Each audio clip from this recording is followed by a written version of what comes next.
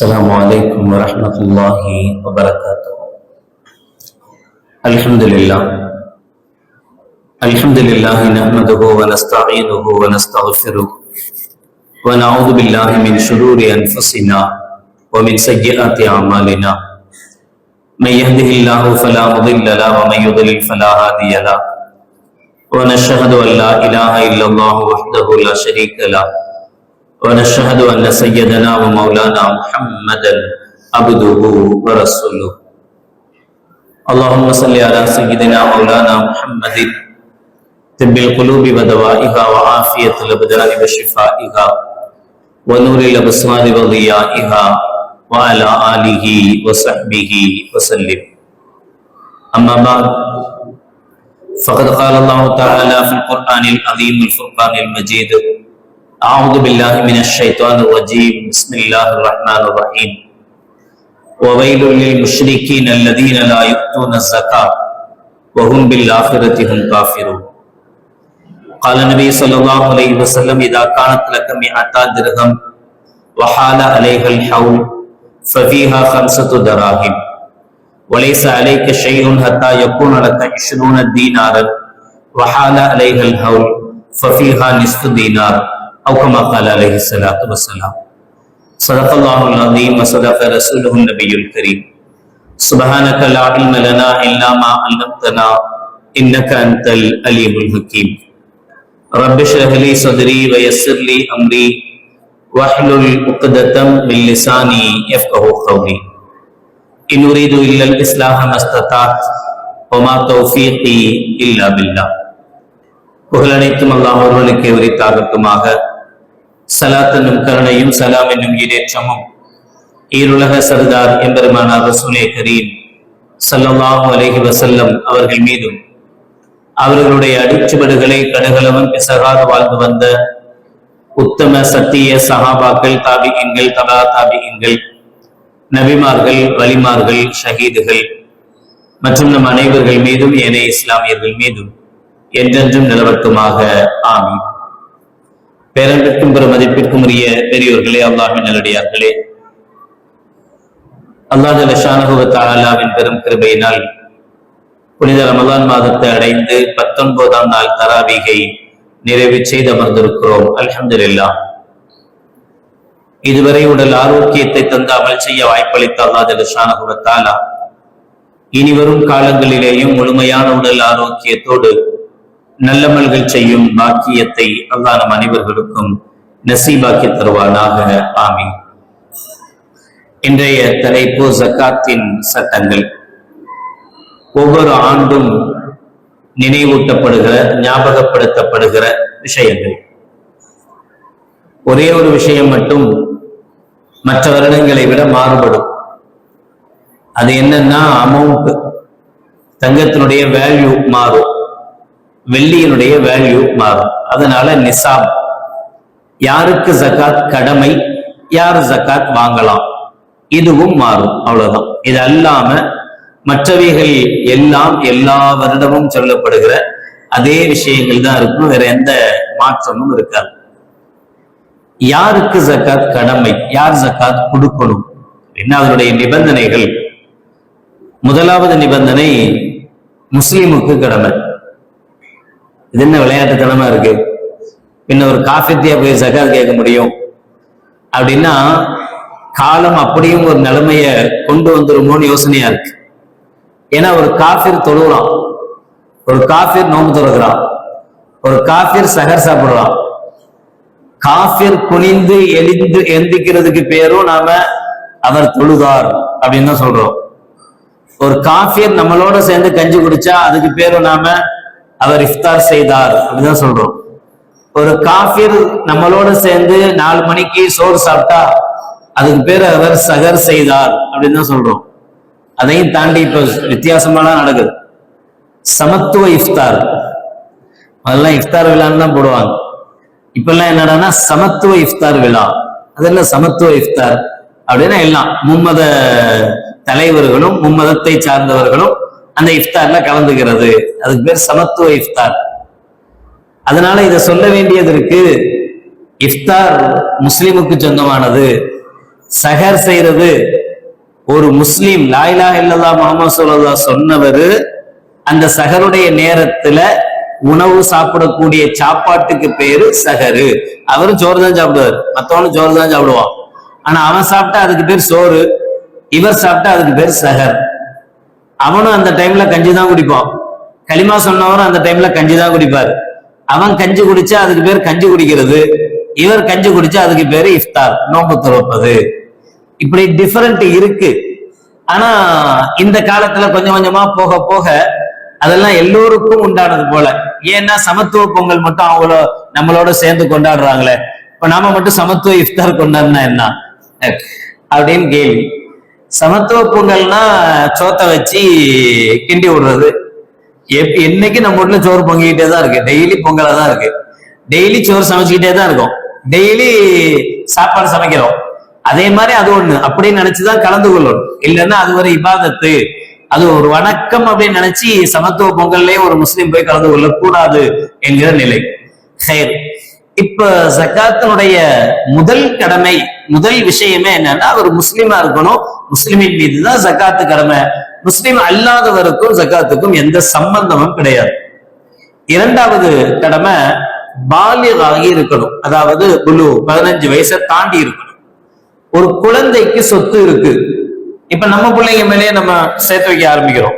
என்னுடைய பிறந்த உடனே பொம்பளை பிள்ளையா இருந்தா கேட்கவே வேணாம், பிறந்த அடுத்த செகண்ட்ல இருந்தே சேர்த்து வைக்க ஆரம்பிச்சோம், கல்யாணத்துக்காக இப்பவே சேர்த்து வைக்கிறோம் அப்படின்னு. சரி, அந்த பிள்ளைகள் பேர்லயே தனிப்பட்ட முறையில் அது டெபாசிட் செய்யப்பட்டிருக்கு, அந்த பிள்ளைகளுக்காகவே தனியா இருக்கு அப்படின்னு சொன்னா அந்த குழந்தைகளுடைய எவ்வளவு சொத்து இருந்தாலும் சரி, குழந்தைகளுடைய சொத்திலிருந்து ஜக்காத் கடமையாகாது அப்படிங்கிறது அபூ ஹனீஃபா ரஹ்மத்துல்லாஹி அலைஹி அவருடைய சொல். ஷாஃபி ரஹ்மத்துல்லாஹி அலைஹி அவர்களை பொறுத்தவரை இல்ல, குழந்தைக்கு யார் சேர்த்து வச்சா? அத்தா சேர்த்து வச்சாரு. அப்ப அந்த குழந்தைகளுடைய அந்த சொத்தை பராமரிக்கிறது, அந்த சொத்தை வியாபாரத்துல போட்டு அதை பெருக்கிறது, இதெல்லாம் யார் செய்வா? பையனா? இல்ல, அத்தா செய்வார். அதே மாதிரி அந்த பொருளுக்கு உண்டான ஜகாத்தையும் அத்தா கொடுக்கணும். வலி யார் பொறுப்பாளரா இருக்கிறாரோ அந்த பொறுப்பாளர் குழந்தையினுடைய ஜக்காத்தா இருந்தாலும் கூட, அது இந்த நிசாபு சொல்லுவோம், அதனுடைய அளவு இருந்தால் அதுக்காக அந்த குழந்தையினுடைய நகைக்காக வேண்டியும் குழந்தையினுடைய சொத்துக்காக வேண்டியும் ஒரு அதாவது அவருடைய பொறுப்பாளர் அத்தாவோ அல்லது கார்டியன் யார் இருக்காங்களோ அவங்க அதுல இருந்து கொடுக்கணும். அதுக்கு சஹீஹான ஒரு ஹதீஸும் இருக்கு. நபிகள் நாயகம் ஸல்லல்லாஹு அலைஹி வஸல்லம் சொல்லுவாங்க, ஒரு அனாதையினுடைய குழந்தையினுடைய சொத்தை கூட குறிப்பிட்டு யார் அதனுடைய கண்காணிப்பாளரோ அவர் அதுல இருந்து ஜக்காத்து கொடுக்கணும்னு சொல்லுவாங்க. மூணாவது ஆக்கில், புத்தி சுவாதீனம் உள்ளவனா இருக்கணும். புத்தி சுவாதீனம் அல்லாதவர் மீது ஜக்காத் கடமையாக, புத்தி சுவாதீனம் இல்லாதவர் மீது தொழுகை கடமை இல்லை இல்லையா, அவர் தொழுகணுன்றது அவசியம் இல்லை. புத்தி சுவாதீனம் இல்லை, அவர் மென்டலா இருக்கிறார், அவருக்கு நோன்பு கிடையாது, அவருக்கு ஹஜ்ஜு கிடையாது, அதே போல அவருக்கு ஜகாத்தும் கிடையாது. அவருடைய பொருள் இருக்கு, அவருக்கு தனியா சொத்துக்கள் இருக்கு, அத்தா இறந்துட்டாரு, 4 புள்ள, ஒரு பையன் மென்டலா இருக்கிறான், 3 பிள்ளைகளுக்கு சொத்து போற மாதிரியே 4வது பையன் அந்த புத்தி சுவாதீனம் இல்லாத அந்த பையனுக்கும் சொத்து வரத்தான் செய்யும், அந்த பிள்ளைக்கும் சொத்து வரத்தான் செய்யும்.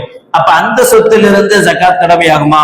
அவனுடைய தனிப்பட்ட முறையில பேர்ல இருக்கிற ஜக்காத்துக்கு சொத்துக்கு ஜக்காத் கொடுக்கணுமா அப்படின்னா தேவையில்லை அப்படிங்கிறது அபூ ஹனீஃபா ரஹ்மத்துல்லாஹி. காரணம், எப்படி மற்ற கடமைகள் அவன் மீது வாஜிபாகாதோ கடமையாகாதோ அதே போல இதுவும் கடமையாகாது. ஷாஃபி ரஹ்மத்துல்லாஹி இங்கேயும் சொல்லுவாங்க, அவனுக்கு சொத்து இருக்கு, ஆனா அதை யார் பராமரிக்கிறா? யாராவது ஒரு அத்தா, யாராவது ஒரு அண்ணன், அவங்க தானே பராமரிப்பாங்க. பராமரிக்கிறவங்க அந்த சொத்துல இருந்து எப்படி இவனுக்கு பராமரிப்பு செலவுகள் கொடுக்குறாங்களோ அதே மாதிரி அந்த சொத்து நிசாபனுடைய அளவை அடைந்திருந்தால் அதுக்காக ஜக்காத்து கொடுக்கணுமா. 4வது ஹுர்ருன்னு சொல்லுவாங்க, சுதந்திரமானவன். இப்ப இல்ல, அடிமைகள் இல்லை, அதனால அந்த நிபந்தனை இப்ப நமக்கு தேவையில்லை. அடுத்ததாக பூரண அதிகாரம் வேண்டும். இந்த நிபந்தனை தான் நம்ம அட்வான்ஸ் கொடுத்தா ஜக்காத் இருக்கா, என் காசு அவன்கிட்ட கடன் கொடுத்தா ஜக்காத் இருக்கு, அந்த கேள்வி எல்லாத்துக்குமே இந்த நிபந்தனை தான் பதில் சொல்லும். எந்த சொத்துல ஜக்காத் கடமையாகுது அப்படின்னா, எதில் நமக்கு பூரண அதிகாரம் இருக்கோ அதை நாம நினைச்ச நேரத்துல செலவு பண்ண முடியும் அப்படின்ற சூழல் இருக்கணும், சுதந்திரம் இருக்கணும். அப்படி சுதந்திரம் இருக்கிற சொத்துக்கள்ல தான் ஜகாத் கடமையாகும் அப்படிங்கிறது இமாம் அபூ ஹனீஃபா ரஹ்மத்துல்லாஹினுடைய கவுல். இந்த சொல்லின் அடிப்படையில் தான் நம்ம பின்னாடி எது எதுக்கு கொடுக்க கூடாதுங்கும் போது இந்த வார்த்தை நமக்கு தேவைப்படும். ஆறாவதாக நிசாபு. யாருக்கு ஜகாத் கடமைன்னா இந்த அமௌண்ட் இருக்கணும். எந்த அமௌண்ட்? தங்கமா இருந்தா 87.5 87 கிராம், 88னா 11 பவுன், கிட்டத்தட்ட 11 பவுன். வெள்ளியாக இருந்தா எதுலலாம் ஜகாத் கடமை? தங்கம், வெள்ளி. வெள்ளியா இருந்தா 612 கிராம். அப்புறம் நம்முடைய வியாபார பொருட்கள், பணம், இது 3வது கேட்டகரி.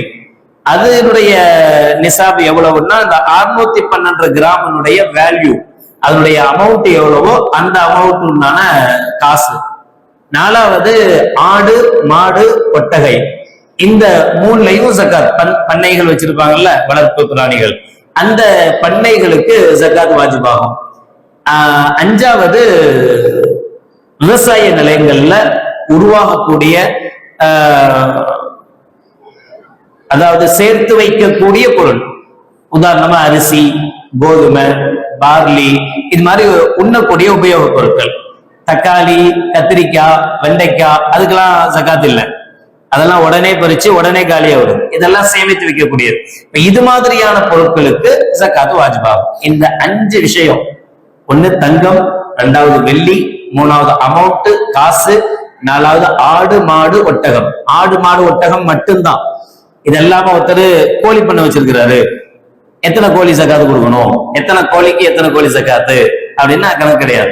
அப்ப அதுக்கு ஜகாத்தே இல்லையா, தேவையே இல்லையா, நல்லதான் போச்சே. ஆட்டு பண்ணையெல்லாம் பேசாம கோழி பண்ணையா மாத்திடுவோம்.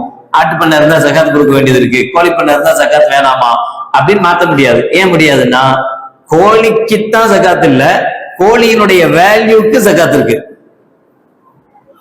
கோழிக்கு வேல்யூ. உதாரணமா நம்ம ஒரு மளிகை கடை வச்சிருக்கிறோம்னு வச்சுக்கோமே, மளிகை கடையில முதலீடு இருக்கு, அந்த முதலீடு எவ்வளவு இருக்குன்னு பார்ப்போம், அதுக்குள்ள ஜகாத். அதே மாதிரிதான் இது கோழி பண்ணையும் முதலீடு, இதனுடைய இது எவ்வளவோ அதுக்கு தகுந்த ஜகாத்தை கொடுக்க வேண்டியது. இந்த ஆடு, மாடு, ஒட்டகம் அல்லாது, ஆடு, மாடு, ஒட்டகத்துல தனியா மார்க்கமே எத்தனை ஆடு இருந்தா எத்தனை ஆடு, எத்தனை மாடு இருந்தா என்ன மாடு, எத்தனை ஒட்டகம் இருந்தா எப்படி ஒட்டகம், தனி கணக்கே இருக்கு. அதனால இதுல மட்டும் வேல்யூ பார்க்க மாட்டோம். ஆடு, மாடு, ஒட்டகத்துல எண்ணிக்கையை பார்ப்போம், அதுன்னு சொல்லுவாங்க. நம்பர்ஸ் பார்ப்போம், வேல்யூ எவ்வளவுன்னு பார்க்க மாட்டோம். இந்த 3 அல்லாத வேறு எதுவா இருந்தாலும், புறா பண்ண வச்சிருக்கிறாரு, கோழி பண்ண வச்சிருக்கிறாரு, முயல் பண்ண வச்சிருக்கிறாரு, எதுவா இருந்தாலும் இவைகள் எல்லாத்துலயும் எண்ணிக்கையை பார்க்க மாட்டோம், அதுல எல்லாம் வேல்யூ பார்ப்போம். இப்ப இந்த நிசாபை பொறுத்தவரை இன்னொன்னு, 1 வருடம் பூர்த்தியாகும். இந்த 7 நிபந்தனை அவசியம். இந்த 7 நிபந்தனை யார்கிட்ட இருக்கோ அவர் ஜகாத்து கொடுக்கணும். நிசாபை பொறுத்தவரை இன்னைக்கு ரேட்டு, இன்னைக்கு என்ன டேட்? 18. இன்னைக்குள்ள டேட்ல 1 கிராம் 22 கேரட் தங்கத்தினுடைய வேல்யூ 8290 ரூபாய். இந்த அடிப்படையில இது வந்து தங்கத்துக்கு தான், காசுக்கல்ல. தங்கம் ஒருத்தங்கள்ட்ட 11 பவுன் தங்கம் இருந்தா அவங்க 2 கிராம் 250 மில்லி கிராம் கொடுக்கணும், ஜகாத்து கொடுக்கணும். அதனுடைய வேல்யூ 18,652 ரூபாய் 50 பைசா கொடுக்கணும், காசா கொடுத்தா. இல்ல நகையே கொடுத்துட்டா நிம்மதி, சந்தோஷம். இப்ப நீங்க கேக்குறீங்க, ரொம்ப பேருக்கு இந்த சந்தேகம் தான் வருது. ஏற்கனவே 50 பவுன் இருந்துச்சு, 50 பவுனுக்கு போன வருஷம் அதனுடைய ஜகாத்தா காசை கொடுத்துட்டோம், அல்ஹம்துலில்லாஹ். இந்த வருஷமும் அதே 50 பவுன் தான் இருக்கு. இந்த வருஷமும் இடையில நம்ம போகவும் இல்லை, அதிகமா வாங்கவும் இல்லை, அதே 50 பவுன் அப்படியே இருக்கு. இப்ப மறுபடியும் அந்த 50 பவுனுக்கு ஜகாத் கொடுக்கணுமா? போன வருஷம் தான் கொடுத்தாச்சு இந்த 50 பவுனுக்கு அப்படின்னா கொடுக்கணும். ஏன் 50 பவுனுக்கு கொடுக்கணும்? 1 வருஷ காலம் நம்ம கையிலேயே இருந்திருக்கு, அல்ஹம்துலில்லாஹ். அதுக்காக, அதாவது என்ன அர்த்தம்னா, இப்ப நம்ம இந்த 50 பவுன் நகைக்காக ஒரு அமௌண்ட்டை கொடுத்துருப்போம்ல ஜகாத்துன்னு, இந்த ஜகாத்தினுடைய காசை கொடுத்துட்டு இந்த தங்கத்தை நம்ம சேமிச்சு வைக்கிறோம்னு அர்த்தம். இல்லைன்னா உதாரணமா 15 பவுன் இருக்குன்னு வச்சுக்குவோம், 3 கிராம் கொடுக்கணும். 15 பவுனுக்கு 3 கிராம் ஜகாத் கொடுக்கணும். 15 பவுன் நகை இருந்துச்சு, நகை இருக்கு, இதுக்கு 3 கிராமுக்கு ஒரு தோடு இருந்துச்சு அல்லது ஒரு மோதிரம் இருந்தது, மோதிரத்தையோ தோட்டையோ 3 கிராமுக்கு பகரமா கொடுத்துட்டோம்னு வச்சுக்கீங்க, அடுத்த வருஷம் எவ்வளவு இருக்கும்? 12 கிராம் தான் இருக்கும். இப்ப திரும்ப அடுத்த வருஷம் 15 கிராமுக்கு கொடுக்க, 15 பவுனுக்கு கொடுக்க வேண்டியது இல்ல, 12 பவுனுக்கு கொடுத்தா போதும். ஏன்?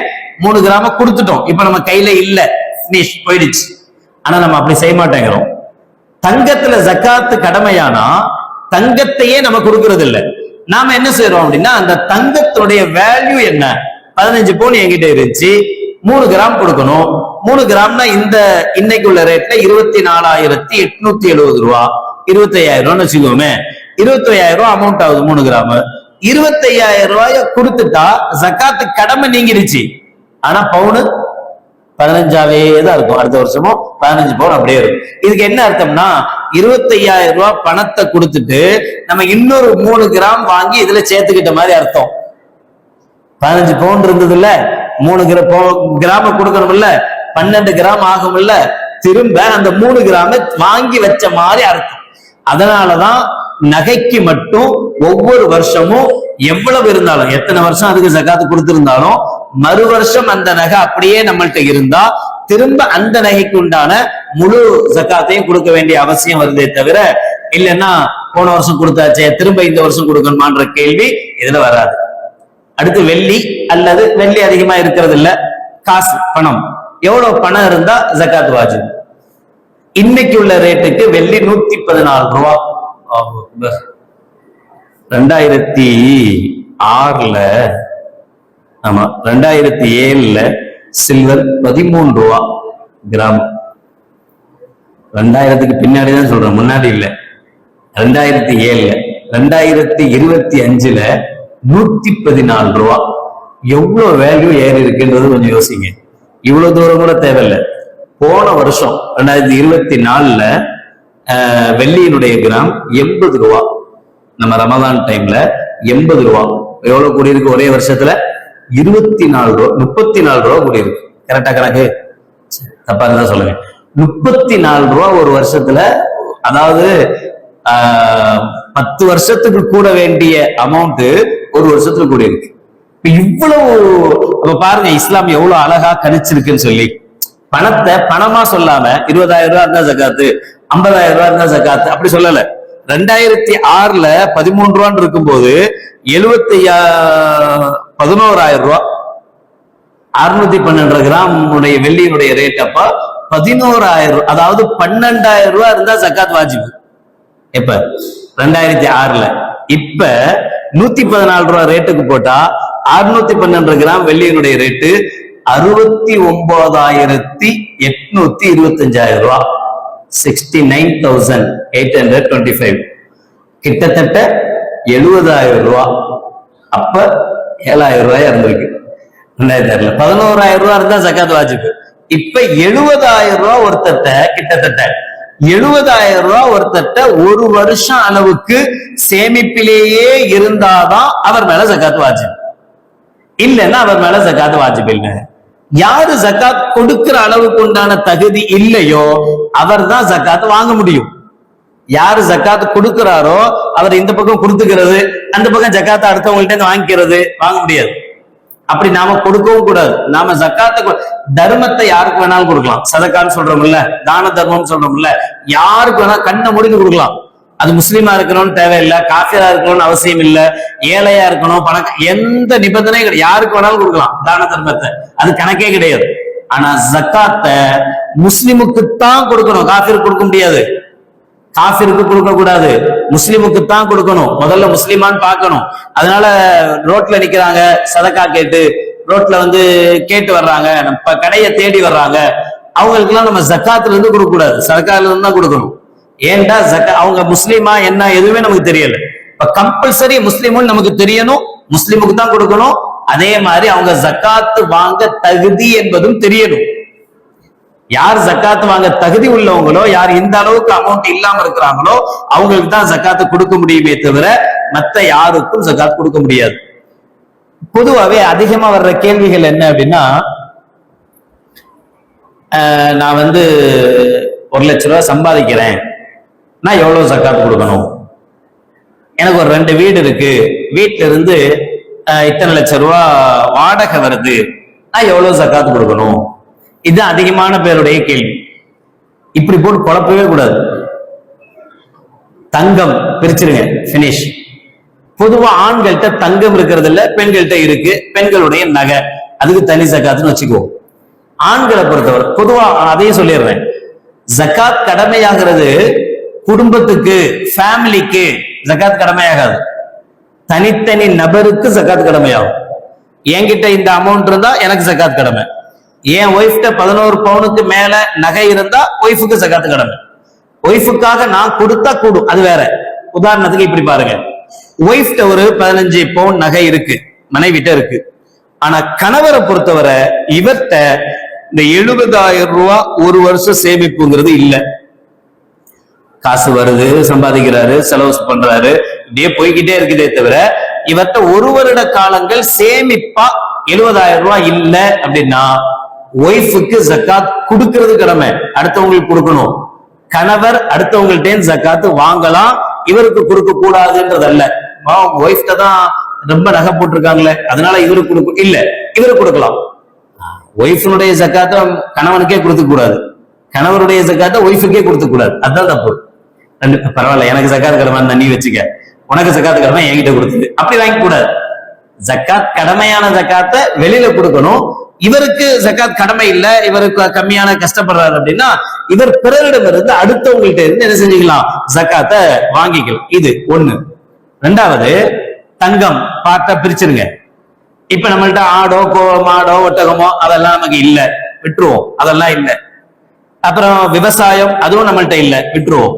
இப்ப நம்மள்ட்ட இருக்கிற ஒரே ஒரு கேட்டகரி தான், அது என்ன, பணம். இந்த பணத்தை பொறுத்தவரை நம்ம எவ்வளவு சம்பாதிக்கிறோம்ங்கிறது அது கணக்கே கிடையாது. ஜக்காத்துக்கு நமக்கு எவ்வளவு சேலரி வருது அது கணக்கே கிடையாது. நமக்கு எவ்வளவு வருமானம் வருது அது கணக்கே கிடையாது. உங்களுக்கு எவ்வளவு வேணாலும் வருமானம் வரட்டும், நீங்க எவ்வளவு வேணாலும் செலவு பண்ணுங்க, மார்க்கும் அனுமதிச்ச எந்த வகையில்னாலும் செலவு பண்ணிக்கீங்க, எப்படியோ போச்சு. ஒரே ஒரு விஷயத்தை பார்த்தா போதும், ஒரு டேட் இருக்கணும். நான் வருஷம் வருஷம் சொல்றேன், ஜக்காத்துக்குன்னு ஒரு டேட் இருக்கணும். எப்படி பர்த்டே ஒண்ணுதான், கல்யாண நாள் ஒண்ணு, நாள் இருக்கலாமோ, நாள் இருக்கலாம், நான் அதிகமா ஒண்ணுதான் இருக்கு. நாள் பொண்டாட்டி கட்டினா 4 வெட்டிங் டே வந்துருக்குல்ல, அதிகமா ஒரு வெட்டிங் டே இருக்கு. இப்படி பர்த்டேன்னு ஒண்ணு இருக்குல்ல, வெட்டிங் டேன்னு ஒண்ணு இருக்குல்ல, அதே மாதிரி நமக்கு ஒவ்வொருத்தருக்கும் ஜக்காத் டே அப்படின்னு ஒண்ணு இருக்கணும், ஒரு நாள். இப்ப நம்ம இதுவரை அப்படி ஒண்ணு வச்சுக்கல அப்படின்னா இப்ப வச்சுக்கீங்க, இப்ப உண்டாக்குங்க. ரமலான்ல தான் நம்ம அதிகமா ஜக்காத் கொடுக்கணுமா, கன்ஃபார்ம் பண்ணுங்க. ஜக்காத்தினுடைய பிறை 10ல நான் ஜக்காத் கொடுக்குறேன், ஜக்காத்தினுடைய 20ல. ஆனா உண்மையிலேயே அந்த டேட்டுங்கிறது எப்ப கடமையாகுதோ அன்னையில இருந்து ஸ்டார்ட் ஆகும். நம்ம அப்படி ஒண்ணும் கணக்கு பார்க்கல, இது வரைக்கும் விட்டுட்டோம். ஆனா அல்ஹம்துலில்லாஹ் ஜக்காத் வருஷம் வருஷம் கொடுத்துக்கிட்டு இருக்கோம் அப்படின்னா இப்ப ஒரு முடிவு பண்ணுங்க, ரமலானுடைய ஏதாவது ஒரு பிறைய முடிவு பண்ணி இந்த டேட்ல எனக்கு ஜக்காத், இது ரொம்ப அவசியம். ஜக்காத்தை கணக்கு பார்க்கறதுக்கு டேட் இருக்கிறது ரொம்ப ரொம்ப முக்கியம். ஏன் அப்படின்னா, எதனால அப்படின்னா, ஜக்காத்தினுடைய டேட் இன்னைக்கு என்ன 19, கஷ்டமா இருக்கு 20ன்னு வச்சுக்கோ, ஜக்காத்துடைய 20, ரமலான் பிறை 20ல எனக்கு ஜக்காத் கடமை அப்படின்னு ஒரு டேட் பிக்ஸ் பண்ணிக்கங்க. இப்ப என்ன ஆகும் தெரியுமா, இந்த டேட் பிக்ஸ் பண்றதுனால கரெக்டா ஜக்காத்தை கணக்கிட முடியும். இல்லைன்னா ஜக்காத்தை கணக்கு பார்க்கவே முடியாது. ரமலானுடைய பிறை 18ல இதுவரைக்கும் 70,000 ரூபாய் குறையல, நமக்கு நிசாபை விட கம்மியாகாமலேயே இருக்கு. போன வருஷம் ரமலான் 20ல நம்மள்ட்ட ஒரு 1 லட்சம் ரூபாய் சேவிங்ல இருந்தது. இந்த வருஷம் 20 வரைக்கும் அல்ஹம்துலில்லாஹ் இடையில ஒரு நாள் கூட 70,000 ரூபாயை விட குறையல, அவ்வளவுதான். நிசாபை விட குறையாம இருக்கணும். குறையாம இருந்ததுன்னா இப்ப இந்த வருஷம் எனக்கு ஜக்காத் கடமையாகும். எவ்வளவு கடமையாகும் அப்படின்னா, இன்னைக்கு என்கிட்ட எவ்வளவு அமௌண்ட் இருக்கோ, பணம் இருக்கோ, அவ்வளவு பணத்துக்கும் ஜக்காத் கடமையாகும், அவ்வளவுதான். ரொம்ப ஈஸி. சரி, நேத்து ஒரு 1 கோடி ரூபாய் வந்துச்சு, பெருசா சொல்றனோ, நீ சர்வ சாதாரணமா போச்சு கோடிங்கிறதுலாம். ஒரு காலத்துல நான் தெருக்கோடிக்கு வந்துட்டேன் அப்படிம்பாங்க, இப்பெல்லாம் தெருவுலாம் கோடியாதான் இருக்கு, எல்லாம் கோடிலாம் சர்வ சாதாரணம். லட்சாதிபதிகள்லாம் 2 பேர் இருக்காங்க. 1 லட்சம் ரூபாய் கம்மியா இருக்கு யாரு? ஒரு கடை வச்சிருக்கிறாரு அப்படின்னா 1 லாக் கம்மியா கடை வைக்க முடியுமா ஓனர்? 1 லட்சம் ரூபாய். அப்ப எல்லாமே லட்சாதிபதிகள் குவிஞ்சு கிடக்குறாங்க. அல்ஹம்துலில்லாஹ். சம்பளம் வாங்குறவங்க கூட 1.5 லட்சம் ரூபாய் சம்பளம் வாங்குறாங்களா ஐடில.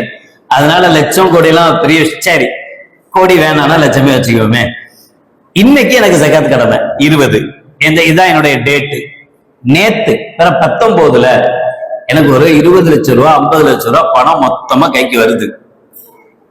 அந்த வர்றது லாபமா இருக்கலாம், அடுத்தவர் தர வேண்டிய கடன் திடீர்னு வந்திருக்கலாம், எப்படியோ ஒரு அமௌண்ட் எனக்கு வந்துடுச்சு. 50 லட்சம் ரூபாய் கைக்கு வந்துருச்சு. இதுக்கு முன்னாடி வரைக்கும் என்கிட்ட வெறும் 10 லட்சம் ரூபாய் தான் இருந்துச்சு. இப்ப ஒரே ஒரு நாள்ல 50 லட்சம் ரூபாய் வந்துச்சு. மொத்தம் எவ்வளவு ஆச்சு? இல்லையா, 60 லட்சம் ரூபாய் ஆச்சு. 10 50 60 லட்சம். மறுநாள் 19ஆம் தேதி தான் வந்திருக்கு. 20ஆம் தேதி நான் ஜகாத் கொடுக்கணும், என்னுடைய டேட். இப்ப 20ஆம் தேதி ஜகாத் கொடுக்கும் போது 10 லட்சம் ரூபாய்க்கு கொடுக்கணுமா 60 லட்சம் ரூபாய்க்கு கொடுக்கணுமான்னா 60 லட்சம் ரூபாய்க்கு கொடுத்தாகணும். இல்லையே, இந்த 50 லட்சம் ரூபாய் வந்து ஒரு நாள் தானே ஆச்சு, நீங்க ஒரு வருஷம் நம்ம கையில இருக்கணும்னு சொல்லியிருக்கீங்க. ஹால அலைகள் ஹவுலுல்லாஹ் ஸல்லல்லாஹு அலைஹி வஸல்லம் சொல்லியிருக்கிறாங்க, ஒரு வருடம் அந்த பணத்துக்கு பூர்த்தி ஆகணும். ஒரு வருடம் பூர்த்தியான பிறகுதான ஜகாத் கடமையாகும். இல்ல, அப்படி பார்த்தா நமக்கு ஒரு வருஷத்துல ஜகாத் பூர்த்தி ஆகாது. போன வருஷம் இந்த 1 லட்சம் ரூபாய் இந்த வருஷம் இருக்கு, அதை காலி பண்ணிட்டோம். எப்போ அந்த 1 லட்சம் ரூபாய் எப்போ காலி ஆயிடுச்சு. அதுக்கப்புறம் ஒரு 10 லட்சம் ரூபாய் இருந்துச்சு, அது அப்புறம் காலி ஆயிடுச்சு. இப்ப எப்பதான் ஒரு வருஷம் பூர்த்தியும்? இது எப்போ வந்துச்சு? இந்த 50 லட்சம் இது நேத்து தான் வந்திருக்கு. இது கரெக்டா 6 மாசத்துல க்ளோஸ் பண்ணிடுவேன். ஏன்னா அதுக்கப்புறம் நீங்க ஜகாத் கடமைன்றீங்க. அப்படி பார்த்தா யாருக்குமே ஜகாத் கடமையாகாது. அப்படி இல்ல கணக்கு. நம்ம ஜகாத்துடைய டேட்ல ஒரு நாளைக்கு முன்னாடி அது வந்தாலும் அதையும் அந்த ஒரு வருட பணத்தோட சேர்த்துணும். ஆயிடுச்சா? இப்ப நமக்கு ஏற்கனவே இருக்கிற கேள்விக்கு பதில் கிடைச்சிருக்கும். நான் 1 லட்சம் ரூபாய் சம்பாதிக்கிறேன், எனக்கு 3 வீட்டினுடைய சேலரி வருது, எனக்கு இவ்வளவு வருமானம் வருது, நான் எவ்வளவு ஜகாத் கொடுக்கணும்? இந்த கேள்வியே அவசியம் இல்லாதது. இந்த கேள்வியை தூக்கி தூர போட்டுருங்க. என்ன பதில் நம்மள்ட்ட? ஒரு வருஷத்துல அந்த டேட்ல உங்ககிட்ட எவ்வளவு இருக்கு, எவ்வளவு அமௌண்ட் கையில இருக்கோ அந்த அமௌண்ட்டுக்கு நம்ம என்ன செய்ய போறோம்? ஜகாத் கொடுக்க போறோம். சரி, இதே இப்படி சொல்றேன் கேளுங்க. 50 லட்சம் ரூபாய் ஏற்கனவே இருந்துச்சு. பிறகு 20ல தான் நான் கணக்கு பார்க்க போறேன், ஜகாத் கொடுக்க போறேன். பிறகு 19ல நான் கடன் கொடுக்க வேண்டியது இருந்துச்சு, அல்லது சம்திங் ஏதோ ஒண்ணு. 40 லட்சம் ரூபாய ஒருத்தர் கொடுத்துட்டேன். 40 லட்சம் ரூபாய ஒருத்தர் கொடுத்தாச்சு, கடன் கொடுக்க வேண்டியது, கடன் கொடுத்து அடைச்சிட்டேன். இப்ப நான் ஒரு நாளைக்கு முன்னாடி தான் கொடுத்துருக்கேன். இப்ப அந்த 20ஆம் தேதி வந்த உடனே 50 லட்சம் ரூபாய்க்கு நான் கொடுக்கணுமா, அல்லது 40 போக 10 லட்சம் ரூபாய்க்கு கொடுக்கணும்னா 10 லட்சம் ரூபாய்க்கு மட்டும்தான் கொடுக்கணும். 40 லட்சம் ரூபாய் நேத்து தானே கொடுத்தேன், ஆல்ரெடி அதுக்கு ஒரு வருஷம் ஆச்சே, அதுக்கு ஜகாத்து கொடுக்காம பாவம் ஆயிடுமா? பாவமே இல்ல, அதுக்கு ஒரு வருஷம் முடியல. ஒரு வருஷம் எப்ப முடியுது? 20ஆம் தேதி தான் முடியுது. 20ஆம் தேதிக்கு முன்னாடியே என் கையில. இது நல்லா இருக்குல்ல கேட்கறதுக்கு? இது மட்டும் நல்லா இருக்கு. அப்ப வந்துச்சுன்னு சொல்லும் போது மட்டும் கஷ்டமா இருந்துச்சு. ஐயோ, ஒரு நாளைக்கு முன்னாடி வந்துச்சு, நமக்கு தெரிஞ்சிருந்தா போன் பண்ணி சொல்லிடுவோம், ஒரு 2 நாள் கழிச்சு கொடுப்பா, இவ்வளவு நாளா வெயிட் பண்ணிட்டு இருந்தோம், ஆனா இப்பவே கொடுத்தீங்கன்னா அவ்வளவுக்கும் ஜகாத்து கொடுக்க வேண்டியது வந்துடும், ஒரு 2 நாள் கழிச்சு கூட அப்புறமா வாங்கிக்கிறேன். ஒருவேளை அப்படி சொல்லி வாங்குனா கொடுக்க தேவையில்லை. 21ஆம் தேதி வருதுன்னு வச்சுக்கோ. 20ஆம் தேதி 10 லட்சம் ரூபாய் நம்ம கையில இருந்தது. 20ஆம் தேதி வரைக்கும் 10 லட்சம் ரூபாய் தான் இருக்கு. 21ஆம் தேதி ஒரு 50 லட்சம் ரூபாய் நம்ம கைக்கு வந்துடுச்சு அப்படின்னா இன்னும் ஜக்காத்து கொடுக்கல. நாம 20ஆம் தேதி கணக்கு பார்க்கல, ஜக்காத்தை கொடுக்கவும் இல்லை, இனிதான் கொடுக்க போறோம். 20ஆம் தேதி கொடுத்திருக்கணும், ஆனா கொடுக்கல. இப்ப நம்ம 25ஆம் தேதி தான் அல்லது 27 லேலத்துல் கத்ர் கொடுத்துக்கலாம். அப்படி 27ல தான் நம்ம கொடுக்க போறோம். 27ல தான் நம்ம கணக்கு பார்க்கிறோம். அப்படின்னா 20ஆம் தேதி வரைக்கும் என்ன வரவு வந்ததோ அதை மட்டும் கணக்கு பார்த்து 27ல கொடுங்க, 37ல கொடுங்க, அதை பத்தி பிரச்சனை இல்லை. ஆனா நம்ம கணக்கு எப்ப? 20ஆம் தேதி. 21ஆம் தேதி ஒரு 50 லட்சம் ரூபாய் வந்திருக்க கையில, அது இப்ப என் கையில தானே இருக்கு. இதுக்கு இப்ப கொடுக்க தேவையில்ல, அடுத்த வருஷம் பிற 20ல என்ன வருதோ அது கொடுத்தா போதும். புரியுதா? அதனால கம்பல்சரி நமக்கு என்ன வேணும்? ஒரு ஜகாத் டே, ஜகாத்தினுடைய நாள். ஜகாத்தினுடைய நாள் நமக்கு என்ன, பிற எத்தனை நம்முடைய ஜகாத், இது நமக்கு கம்பல்சரி அவசியம் நம்ம கையில இருக்க வேண்டியது. அடுத்து இப்ப அதுல அந்த 2 கேள்விக்குண்டானது முடிஞ்சிருக்கும். கடை இருக்கு, கடையில வியாபார பொருட்களும் இருக்கு, அது அல்லாதவைகளும் இருக்கு. உதாரணமா இந்த டிசைனிங் எல்லாம் போடுறாங்கல்ல, எம்ப்ராய்டிங் மிஷின்லாம் லட்சக்கணக்கிலேயோ அல்லது சில கோடிகளை கூட தொடுதுன்னு சொல்றாங்க. பெரிய மிஷின், எம்ப்ராய்டிங் மிஷின். இப்ப இந்த மிஷின்கள் இருக்கும், கடையில வச்சிருப்போம். அந்த மிஷின்ல தான் நமக்கு வேலையே அதுலதான். ஏன் இப்ப நம்ம இப்படி பார்ப்போம்? தந்தூரி சிக்கன் கடைகள்லாம் இருக்குல்ல, தந்தூரி கடை இருக்கு, அதுக்குண்டான லேப்டாப் இருக்கு, அதுக்குண்டான இதெல்லாமே கடையில உள்ள இதை விற்க மாட்டாங்க. கம்ப்யூட்டர் வேணும் அப்படின்னா ஒரு கடையில, ஒரு ஜவுளி கடைக்கு போனா ஒரு 7 கம்ப்யூட்டர் வச்சிருக்கலாம். அவன்கிட்ட போயா கம்ப்யூட்டர் தெரியான்னு கேட்போம்? தருவானா? விற்கிறதுக்கு வச்சிருக்கான், கடைக்கு கடையினுடைய ஓன் யூஸுக்கு வச்சிருக்கான். இப்ப நம்ம கடையினுடைய பொருட்கள்னு கணக்கெடுப்போம்ல, ஸ்டாக் எடுக்கும் போது கடையில சாதாரணமா ஏப்ரல்ல ஸ்டாக் எடுக்கிற பழக்கம் இருக்கும்ல. ஸ்டாக் எடுக்கும் போது எப்படி ஸ்டாக் எடுப்போம்? வியாபார பொருள் எவ்வளவு இருக்குன்னு ஸ்டாக் எடுப்போம், அப்படிதானே? அப்புறம் ரேக் எவ்வளோ, அந்த மிஷின் எவ்வளோ, இதெல்லாமா கணக்கெடுப்போம். எப்படி இதெல்லாம் கணக்கெடுக்க மாட்டோமோ அது மாதிரி இவைகளுக்கெல்லாம் ஜக்காத்தும் கிடையாது. அது எவ்வளவு பெருமானம், எத்தனை கோடி மதிப்புள்ள மிஷினா இருந்தாலும் சரி, அந்த மிஷினுக்கு ஜக்காத் இல்லை. ஏன்னா அதிலிருந்து நம்ம என்ன வியாபாரம் பண்றோமோ, என்ன செய்யறோமோ, அந்த பணத்துக்கு தான் ஜக்காத் கடமையாகுமே தவிர பொருளுக்கு கடமையாகாது. ஒருத்தர் கம்ப்யூட்டரே விற்கிறார், 50 கம்ப்யூட்டர் இருக்கு, 100 கம்ப்யூட்டர் இருக்கு, அவருக்கு ஒர்க்கே கம்ப்யூட்டர் தான்.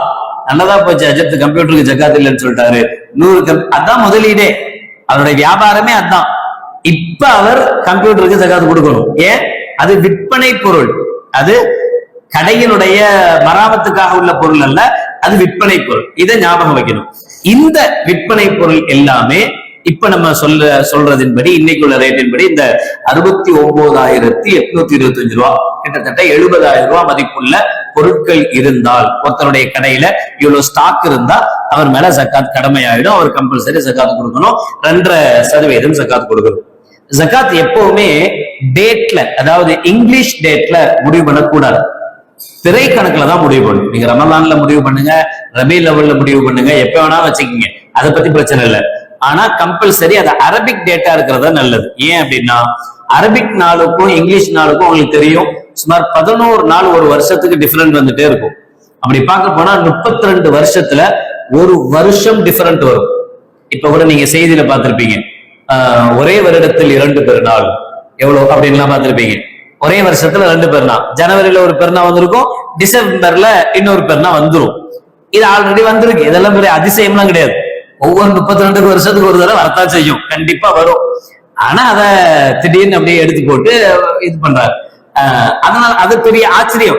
இப்ப 32 வருஷத்துக்கு ஒரு தடவை ஒரு வருஷம் கழியும் போது நம்ம இங்கிலீஷ் டேட்டை வச்சு ஏப்ரல்ல எனக்கு ஜக்காத்து, மார்ச்ல எனக்கு ஜக்காத்துன்னு வச்சா 32 வருஷத்துல ஒரு முறை ஜக்காத் கொடுக்காத பாவத்துக்கு ஆளாகும்.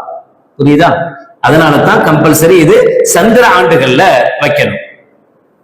அப்புறம் வீடு இருக்கு, பெருமானம் உள்ள வீடுகள் இருக்கு, கார் இருக்கு, பைக் இருக்கு, வீட்டுல உள்ள பொருட்கள், வாஷிங் மிஷின் இருக்கு, ஃப்ரிட்ஜ் இருக்கு, டிவி இருக்கு. இதுக்கெல்லாம் அமௌண்ட் இதெல்லாம் எவ்வளவு அப்படின்னு பார்த்து ஜகாத் பார்க்கணுமா? தேவையில்லை. அசையா சொத்துன்னு சொல்லுவாங்க, இதெல்லாம் அது பாட்ட இதிலிருந்து இதை அதிகப்படுத்த முடியாது. அது அப்படியே இருக்கும். கொஞ்சம் நாளா இன்னும் சொல்ல போனா கம்மியாயிட்டே வேல்யூ அதுல குறைஞ்சிருது. வீடு வேல்யூ குறையிறது இல்லையே, வீடு வேல்யூ கூட தானே செய்யுது. ஒரு சொந்தமா ஒரு வீடு கட்டியிருக்கோம், நாம ஒரு இடத்துல இருக்கிறோம், இன்னொரு 2 வீடு வாடகைக்கு விட்டு இருக்கிறோம் அப்படின்னா அந்த வீட்டினுடைய வேல்யூவில் இருந்து ஜகாத் கடமையாகாது. அதிலிருந்து நமக்கு வருமானம் வருதுன்னு வச்சுக்கோமே, அந்த வருமானத்துக்கு ஜகாத் வாஜிபு. அப்பவும் நீங்க கன்ஃபியூஸ் ஆக தேவையில்ல. அந்த வருமானம் 1 லட்சம் அப்படிலாம் யோசிக்க வேணாம். வருமானம் வரும், என்ன செய்வீங்க? அதை வாங்கி செலவு பண்ணுவோம். அதை வாங்கி என்ன செய்வோம்? செலவு பண்ணுவோம், அல்லது டெபாசிட் பண்ணுவோம், ஏதாவது சேர்த்து வைப்போம். செலவு பண்ணிட்டா பிரச்சனையே இல்லை, தாராளமா முடிஞ்சு போச்சு. அதை கணக்கு வைக்க வேண்டிய அவசியமே இல்லை. எவ்வளவு வந்துச்சுன்னு தேவையில்லை, சம்பளம் எவ்வளவுன்னு தேவையில்லை, எவ்வளவு இருக்கு, சாப்பிட்டு முடிச்ச பின்னாடி எவ்வளவு இருக்கு, அதுதான் நமக்கு தேவை. அப்ப அந்த வேல்யூ அதுல இருந்து எவ்வளவு மாசம் வந்து அது கணக்கு தேவையில்லை. அதை விட்டுட்டு எவ்வளவு இப்ப சேமிப்பு கொஞ்சம் வாங்கணும், வாங்கி சேமிப்புல வச்சிருக்கோம், இப்ப அதுக்காக நம்ம என்ன செய்யணும்? சேமிப்பு அந்த அளவை அடைஞ்சிருந்தா அதுக்காக நம்ம கொடுக்கணும். ரியல் எஸ்டேட் தொழில் செய்யக்கூடியவங்க எவ்வளவு இடங்கள், சில இடங்களை மொத்தமா வாங்கி போட்டுருவாங்க, அமௌண்ட் வச்சு வாங்கி போட்டுருவாங்க. வாங்கி போட்டு பில்டர்ஸ் இருக்காங்க, அவங்க பில்டிங் கட்டி கொடுப்பாங்க. கட்டி அந்த பில்டிங்கும் அவங்களுக்கு சொந்தம் இல்லை, விற்பனைக்கு. இப்படி விற்பனைக்குன்னு இருந்தா இடமா இருந்தாலும் அல்லது பில்டிங்கா இருந்தாலும் அதனுடைய வேல்யூக்கு ஜகாத் கொடுக்கணும்.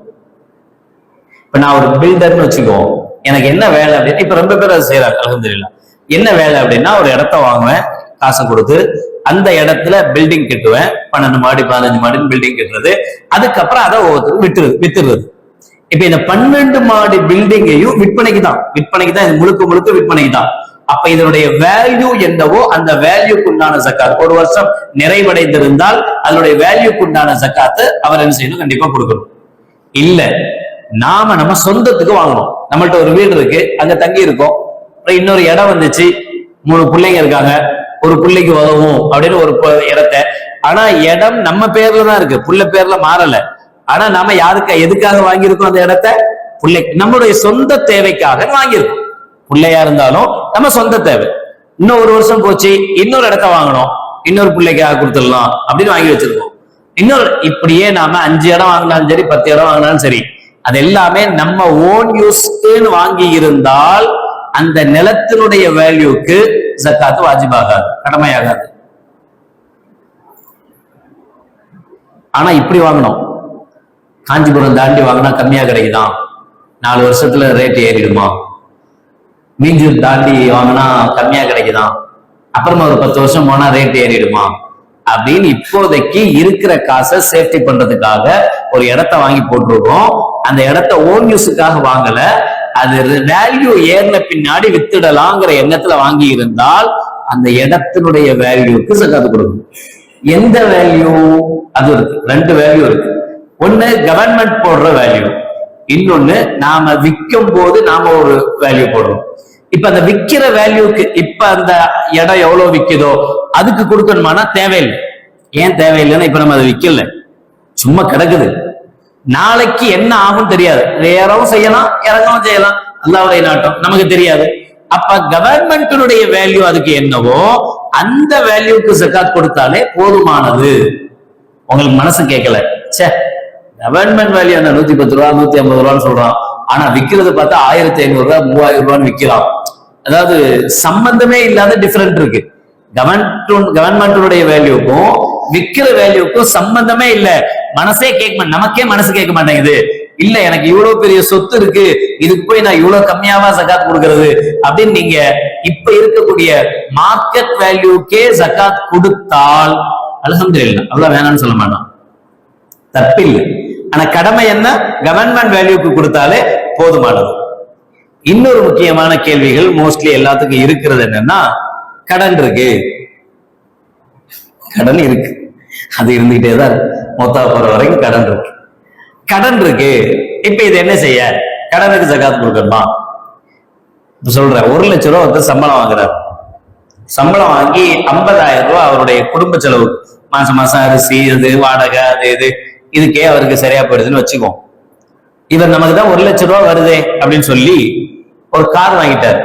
அந்த காருக்கு உண்டான இஎம்ஐ அவர் கட்டுறாரு, அதுல ஒரு 30,000 ரூபாய் போயிடுது. அப்புறம் எல்லா இடத்துக்கும் கார் கொண்டு போக முடியாது அப்படின்னு ஒரு பைக் வாங்கினார், ஒரு டூ வீலர் வாங்கினார், அதையும் ஃபுல் அமௌண்ட் கொடுக்கல, அதையும் இஎம்ஐல இருக்காரு. இப்ப மோஸ்ட்லி அப்படித்தான் இருக்கிறாங்க. வாஷிங் மிஷின் வாங்கினா கூட இஎம்ஐல வாங்கிக்கிறாங்க, கேஸ் ஸ்டவ் வாங்கினாலும் இஎம்ஐல வாங்கிக்கிறாங்க. ஒரு 5,000 ரூபாய் பொருளா இருந்தா கூட 5,000 ரூபாய் கொடுத்து வாங்கணும்னு நினைக்க மாட்டேங்கிறாங்க. 5,000 ரூபாயா, 500 ரூபாயா மாசம் மாசம் கட்டிக்கலாமே அப்படிதான் யோசிக்கிறாங்க, அப்படி வாங்கணும். சரி, இப்படி ஒருத்தர் 1 லட்சம் ரூபாய் சம்பாதிக்கிறார், 2 லட்சம் ரூபாய் சம்பாதிக்கிறார். ஆனா இந்த 2 லட்சம் ரூபாய அவருடைய யூஸுக்கு கழிஞ்சு போகுது. அவர் வாடகைக்கு இருக்கிறாரு, வீட்டுக்கு வாடகை கொடுக்கிறாரு, அது இல்லாம கார் வாங்கியிருக்காரு, காருக்கு இஎம்ஐ கட்டணும், பைக் இருக்குது, பைக்கு இஎம்ஐ கட்டுறாரு, அப்புறம் அதுக்கு இதுக்கு எல்லாத்துக்கும் ஒரு 2 லட்சம் ரூபாய் சரியா போகுது, நல்லாதான் இருக்கிறார். சொந்த வீடுன்னே வச்சுக்குவோம், ஏன் வாடகை வீடு. ஒருத்தர் சொந்த வீட்டுல இருக்கிறார், அவருக்கு கோடி மதிப்புள்ள ஒரு வீடு, பல கோடிகள் தகுதியான ஒரு வீடு இருக்கிறார், அந்த வீட்டுல வசிக்கிறார். ஆனா இவர் எந்த சம்பாத்தியத்துக்கும் போறது இல்லை, வீட்டுல உட்கார்ந்தே திக்கிறார். ஒரு இடத்துல இருக்கிறாரு, இன்னொரு 3 மாடில இருந்து வாடகை வருது, வாடகை 2 லட்சம் ரூபாய் 3 லட்சம் ரூபாய் வாடகை வருது. இந்த 3 லட்சம் ரூபாய் வாங்கிதான் சாப்பிட்டுட்டு இருக்கிறாரு. இதுல காரு வாங்கியிருக்கிறாரு, பைக்கை வாங்கியிருக்கு. ஆக இவர் கையில சேவிங்ல 70,000 ரூபாய் இல்லவே இல்லை. ஒரு வருஷத்துக்கு 70,000 ரூபாய் சேவிங்ல இல்ல. ஆனா இவர் லட்சாதிபதி, ஆனா இவர் கோடி சொத்துக்கு மதிப்புக்கு உரியவர், பல கோடி உண்டான வீடு இவருக்கு சொந்தமா இருக்கு. ஆனா இவர்கிட்ட கேஷா காசா கையில எதுவுமே சேமிப்பா இல்ல, நகையும் இல்ல, சேமித்தும் வைக்கல, வியாபாரமும் இல்ல, எந்த முதலீடும் கிடையாது. அப்படின்னா இவர் ஜக்காத்து வாங்க தகுதி உள்ளவர். இவரு ஜக்காத்து வாங்க தகுதி, இவர் ஜக்காத்து கொடுக்கணுமா? எங்கேன்னு கொடுப்பாரு? அவர் தான் மாசம் மாசம் வருது, இஎம்ஐ கட்டுறதுக்கு சரியா போகுது, எந்த பணத்துல இருந்து ஜக்காத்து கொடுக்க? இவற்றை இருந்தா தானே ஜகாத் கொடுக்க முடியும். அப்ப ஒரு விஷயத்தை தெளிவா புரிஞ்சுக்கிங்க, ஜகாத் கடமை அப்படிங்கிறது என்ன வருமானம் வருது. ஒருத்தர் 10,000 ரூபாய் 15,000 ரூபாய் சம்பளம் வாங்குவார். வெறும் மாசம் 10,000 ரூபாய் 15,000 ரூபாய். 15,000 ரூபாய்ல 2,000 ரூபாய் வாடகை கட்டுவார். நம்மள மாதிரி தாம் தும்னு வாழணும்னு ஆசைப்பட மாட்டார். ரொம்ப குடிசை வீடா இருக்கும், சின்ன வீடா இருக்கும், ரொம்ப சுருங்கிய ஃபேமிலியா இருக்கும். ரேஷன் அரிசி வாங்கி சாப்பிடுவாரு. காசு நம்ம கொடுக்குற மாதிரி 50 ரூபா 60 ரூபா அரிசிலாம் சாப்பிட மாட்டார். பருப்பு ரேஷன் கடையில் கிடைச்சிடும். என்ன ரேஷன் கடை என்ன யூஸ் பண்ணுவாரு. ஒரு ஸ்மால் ஃபேமிலி, ஒய்ஃபு மக, ஒய்ஃப வச்சிருக்க இது வச்சிருக்கிறார், சாப்பாடுலாம் ஆக்கி கொடுக்குறாரு, எல்லாம் பண்றாரு. 15,000 ரூபாய் சம்பளம் வாங்குறாரு. ஆனா மாசம் அவருக்கு 5,000 ரூபாய் செலவாகுது. 10,000 ரூபாய சேமிச்சு வைக்கிறாரு. அவர்கிட்ட ஒரு 70,000 ரூபாய் இருக்கு. 1 லட்சம் ரூபாய் பேங்க்ல சேர்த்து வச்சிருக்கிறாரு. 1 லட்சம் ரூபாய் பேங்க்ல போட்டது 1 வருஷம் ஆகி போச்சு அப்படின்னா 15,000 ரூபாய் மாசம் சம்பளம் வாங்குற இவர் ஜகாத்து கொடுக்கணும், வாங்கக்கூடாது. 3 லட்சம் ரூபாய் சம்பளம் வாங்குற அவர் ஜகாத்தை வாங்கலாம், கொடுக்க வேண்டியது, அவ்வளவுதான். இப்ப உங்களுக்கு புரிஞ்சிருக்கும் வருமானம் என்னன்றதை வச்சு ஜகாத்து கடமை ஆகாது.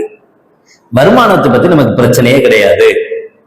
இன்னொன்னு சொல்லவா, சில பேர் கையேந்தி பிச்சைக்காரங்க இருக்கிறாங்கல்ல, அவன் அக்கௌண்ட்ல பாருங்க லட்சக்கணக்கில் இருக்கு. சில பேர் மொத்தம் போறான், செத்து போறான். செத்து போன பின்னாடி அவனுக்கு வாரிசு கூட இருக்க மாட்டேங்குது. நடு ரோட்ல ஒழுங்கு செத்து போறான். அவனை தூக்கி போடுறாங்க. அவன்கிட்ட ஒரு பேங்க் புக் இருக்கு. பேங்க் புக் எடுத்து பார்த்தா நமக்கே வாய் திறக்கிற மாதிரி, என்கிட்ட 50 ரூபா 10 ரூபா வாங்கினவன் இவன் இவ்வளவு சேர்த்து வச்சிருக்காருன்னு நினைக்கிறோம். இப்ப அந்த பிச்சைக்காரன் கூட ஜகாத்து கொடுக்கணும், வாங்கக்கூடாது. ஏன்னா அவன்கிட்ட என்ன இருக்கு, 70,000 ரூபாய் சேவிங் 1 வருஷ காலங்கள் அக்கௌண்ட்லயே இருக்கு, எடுக்காமையே வச்சிருக்கான், அவ்வளவு தூரம் வச்சிருக்கான். அப்ப யாரு இவர் எப்படிப்பட்டவர்ன்றது அல்ல. இன்னொன்னு சொல்லவா, இந்த ஜக்காத்தை வாங்க தகுதி உள்ள நபர்கள் அல்லாஹ் ஜல்ல ஷானஹு வ தஆலா 8 பேரை சொல்றான். அதுல ஒருத்தர் முசாஃபிர்னு சொல்லுவாங்க, பிரயாணி.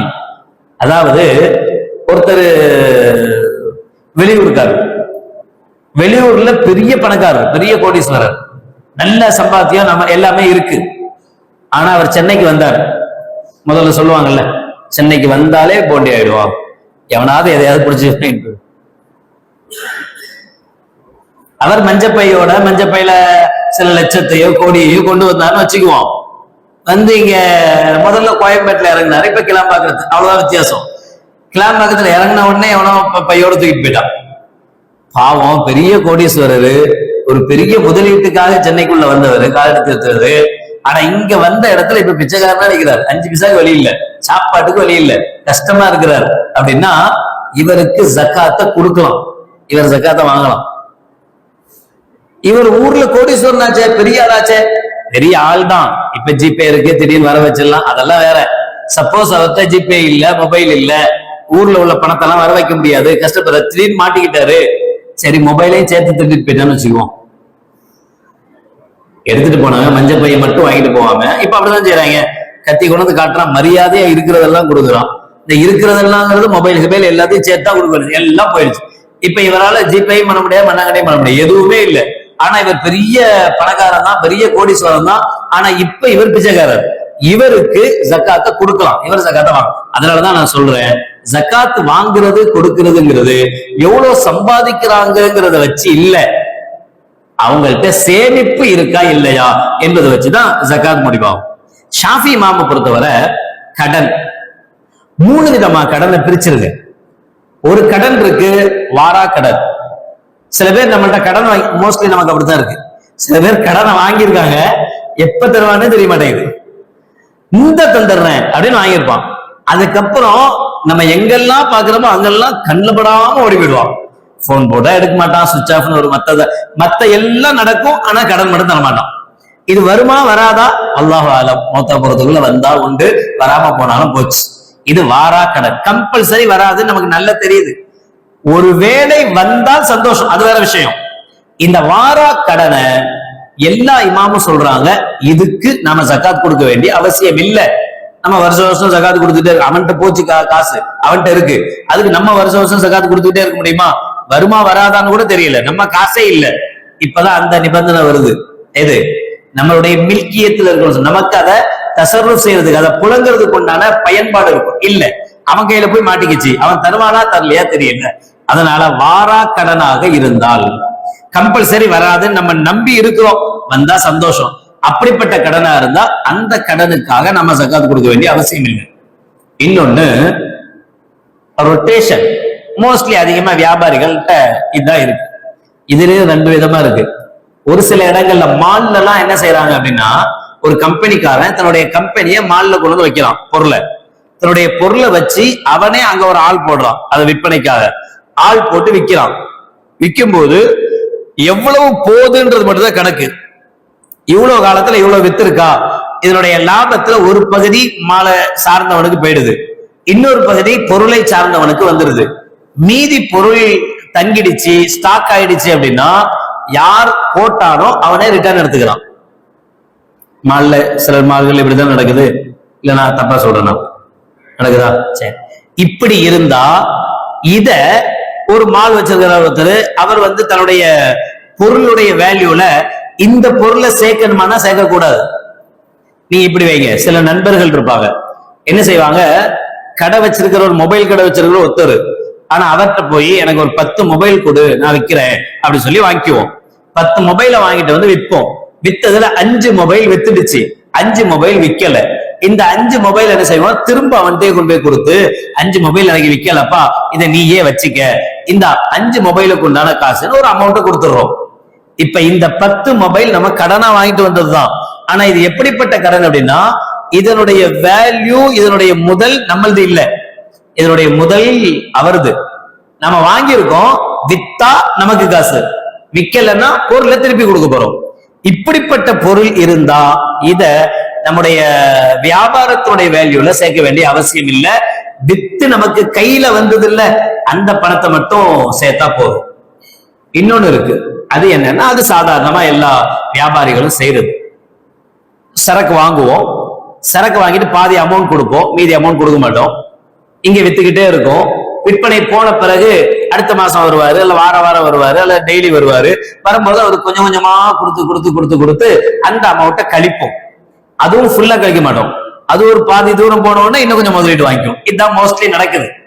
அந்த கடன் ஃபுல்லா போகவே போகாது, நம்ம கொடுத்துக்கிட்டே இருப்போம், திரும்ப திரும்ப சரக்கு என்ன செஞ்சுக்குவோம், வாங்கி வாங்கி வாங்கி சரக்கு போட்டுக்கிட்டே இருப்போம். சரி, இந்த சரக்கு நம்மள்ட்ட நின்று போனா ரிட்டர்ன் பண்ண முடியுமானா பண்ண முடியாது.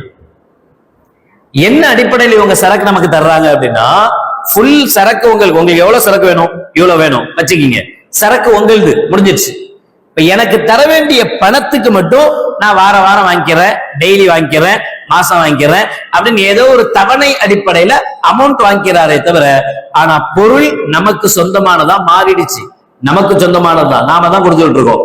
இப்ப இந்த பொருளை நம்முடைய வியாபார பொருளோட சேர்க்கணும் கம்பல்சரி. ஏன் அப்படின்னா இது நம்ம பொருள், இது ஸ்டாக் ஆயிடுச்சுன்னா இதை ரிட்டர்ன் கொடுக்க முடியாது, திருப்பி கொடுக்க முடியாது. எப்படியாவது நம்ம தலையில வட்டி கட்டித்தான் முடிஞ்சு போச்சு. முடிஞ்சா விற்கணும், அல்லது கடைசியில ஏதாவது ஆடி சேல் அப்படின்னு எதையாவது போட்டு தள்ளி விடணும், அல்லது மொத்தத்துல லாட்ல கொடுக்கணும். இப்படி ஏதோ ஒண்ணு நம்ம தலையில விழுந்தது. அப்ப நம்ம தலையில உள்ளதுக்கு வேல்யூ பார்க்கணும். என்ன வேல்யூ பார்க்கணும்? நாம ஒரு அமௌண்ட்ல வரும், 50 ரூபாய்க்கு ஒரு பொருளை வாங்கியிருக்கோம், 200 ரூபாய்க்கு அந்த பொருளை விற்கிறோம். 50 ரூபாய்க்கு வாங்கணும், 200 ரூபாய்க்கு விற்கிறோம். இப்ப நம்ம 50 ரூபாய்க்கு வாங்கி 4 மாசம் ஆச்சு, அது நம்ம கடையிலே இருக்கு, இன்னும் விற்கல. இப்ப அதனுடைய ரேட்டு 70 ரூபா. 50 ரூபாய்க்கு தான் வாங்கணும், இன்னைக்கு அதனுடைய ரேட்டு 70 ரூபா ஆச்சு. அதனுடைய அசல் ரேட்டு 70 ரூபா ஆச்சு. 200 ரூபாய்க்கு நாம விற்கிறோம். இப்ப நாம வாங்கின 50 ரூபா ரேட்டு போடணுமா, இன்னைக்கு விற்கிற 70 ரூபா ரேட் போடணுமா, அல்ல விற்கிற 200 ரூபா ரேட் போடணுமா அப்படின்னா, இன்னைக்கு விற்பனை செய்கிற 70 ரூபா ரேட் போடணும். இல்லங்க நான் 50 ரூபாய்க்கு தாங்க வாங்கினேன், 50 ரூபாய்க்கு வாங்கினேன், இன்னைக்கு வேல்யூ எவ்வளோ, 70 ரூபா. 70 ரூபாய்க்கு கம்மியா விற்க போறியா? கண்டிப்பா விற்கணும். 700 ரூபாய்க்கு வேணா விற்போம், 70 ரூபா பொருள், 70 ரூபாய்க்கு என்ன வைக்க மாட்டோம். இன்னைக்கு இதை வித்தா எவ்வளவு கிடைக்கும்? கம்பல்சரி 70 ரூபாய். இதனுடைய அசலை விட அது கீழே போறது இல்ல. அப்போ 200 ரூபாய்க்கு நான் விற்கிறேன், 200 ரூபாயா கொடுக்கணும்? இல்ல, 200 ரூபாய் போட தேவையில்லை. அசலுடைய ரேட் இன்னைக்கு மார்க்கெட்ல அது என்ன ரேட்டோ, இப்ப நாம அதை கொள்முதல் செஞ்சா அது என்ன ரேட்டுக்கு கிடைக்குதோ அந்த ரேட்டை தான் நம்ம வேல்யூவா கடையினுடைய வேல்யூவா போட்டு செய்யணும். அதே மாதிரி கடன் நாம கொடுக்க வேண்டியது இருக்கு. நான் ஃபர்ஸ்ட் சொன்னது கடன் நமக்கு தர வேண்டியது இருக்கு. ஷாஃபி ரஹ்மத்துல்லாஹி சொல்லுவாங்க, எந்த கடனும் ஜகாத்தை தடுக்காது. நான் கடன் கொடுத்துருக்கேன், அவன்கிட்ட வரல, வருமா வராதா? இல்ல கொஞ்சம் கொஞ்சமா தந்துகிட்டு தான் இருக்காரு, வந்துரும். அப்ப உன் காசு தானே? ஆமா. அப்ப எவ்வளவு கொடுத்துருக்கேன் அவ்வளவுக்கும் ஜகாத்து கொடுத்துருவாங்க. நான் அபூ ஹனீஃபா ரஹ்மத்துல்லாஹி அலைஹி அவங்கள்ட்ட ஜக்காத்து கடன் அவன் தந்துகிட்டு இருக்கிறான், ஒரு வருஷத்துல எவ்வளவு தருவான்? பெரிய அமௌண்ட் வாங்கியிருக்கிறாரு, கொஞ்சம் கொஞ்சமா தர்றாரு, மாசம் மாசம் ஒரு 10,000 ரூபாய் தர்றாரு. ஒரு வருஷத்துக்கு எவ்வளவு வரும்? 1,20,000 ரூபாய் வரும். இந்த 1,20,000 ரூபாய் தான் என் காசு. இன்னும் 5 லட்சம் 4 லட்சம் பெண்டிங்ல இருக்குல்ல, அது இப்ப என் காசு இல்ல. அப்ப இந்த ஒரு வருஷம் எவ்வளவு வருமோ அதுக்குண்டான ஜக்காத்தை மட்டும் கொடுத்துருக்கவே அப்படின்னு சொல்லுவாங்க. இன்னொன்னு, நாம கொடுக்க வேண்டிய கடன் நம்ம கொடுக்கறது இருக்கு. இந்த நாம கொடுக்க வேண்டிய கடனை, இப்ப என்கிட்ட ஒரு 50 லட்சம் ரூபாய் இருக்கு அப்படின்னா, எனக்கு ஒரு 20 லட்சம் ரூபாய் கடன் இருக்கு அப்படின்னா, 20 லட்சம் ரூபாயை கழிச்சிட்டு 30 லட்சம் ரூபாய்க்கு மட்டும் கடனை இது ஜகாத் கொடுத்தா போதுமா அப்படின்னா இல்ல. 20 லட்சம் ரூபாய் கடன் இருக்கு, ஆமா. 50 லட்சம் ரூபாய் கையில இருக்கு, 20 லட்சம் ரூபாய் எடு, கொடுத்துரு, அல்ஹம்துலில்லாஹ். கொடுக்க தேவையில்லை, 30 லட்சம் ரூபாய் கொடுத்தா போதும். 20 லட்சம் ரூபாய் நம்மளே தான் வச்சுக்குவோம், கொடுக்க மாட்டோம், கடன் இருக்கு. போன வருஷம் இருந்துச்சு இதே 20 லட்சம் ரூபாய் கடன் இருந்துச்சு, யாருக்கு? அதே ஆளுக்கு. இன்னும் எத்தனை வருஷம் அந்த 20 லட்சம் ரூபாய் கடன் இருக்கும்? அது இருக்கும், எப்ப விருப்பப்படணும் அப்பதான் கொடுப்பேன். ஆனா ஒவ்வொரு வருஷமும் அந்த காரணம் காட்டி 20 லட்சம் ரூபாய ஜகாத்தை மட்டும் கொடுக்க மாட்டேன்னு சொல்றது கூடாது. புரியுதா? அப்ப இது என்கிட்ட இருக்கு, கொடுக்கணும்னா இப்பவே கொடு, இல்லையா இதுக்கும் சேர்த்து ஜகாத்தை கொடு. இதுதான் ஜகாத்தினுடைய முக்கியமான அடிக்கடி கேள்விகள் வரக்கூடிய கேள்விகள். இதை தாண்டி வேற ஏதாவது ஜகாத்தினுடைய சந்தேகங்கள் இருந்தா இன்ஷா அல்லாஹ் தனிப்பட்ட முறையில் கேட்டு தெளிவு பெறுங்கள். அல்லாஹ் ஜல்லஷானஹு வ தஆலா ஜகாத்தை கணக்கு பார்த்து கொடுக்கக்கூடிய பாக்கியத்தை அல்லாஹ் நம் அனைவர்களுக்கும் நசீபாக்குவானாக. வாஹிர் தஅவானா அல்ஹம்துலில்லாஹி ரப்பில் ஆலமீன். பிஸ்மில்லாஹிர் ரஹ்மானிர் ரஹீம். அல்ஹம்துலில்லாஹி ரப்பில் ஆலமீன். اللهم صل على سيدنا مولانا محمد وعلى آل سيدنا مولانا محمد وبارك وسلم عليه. ربنا ظلمنا أنفسنا وإن لم تغفر لنا وترحمنا لنكونن من الخاسرين. ربنا اغفر لنا ذنوبنا وإسرافنا في أمرنا وثبت أقدامنا وانصرنا على القوم الكافرين. اللهم تقبل منا صلاتنا وصيامنا وقيامنا وركوعنا وسجودنا وتخشعنا وتضرعنا وتمم تقصير أعمالنا وتجاوز عنا سيئاتنا وتوفنا مع الأبرار.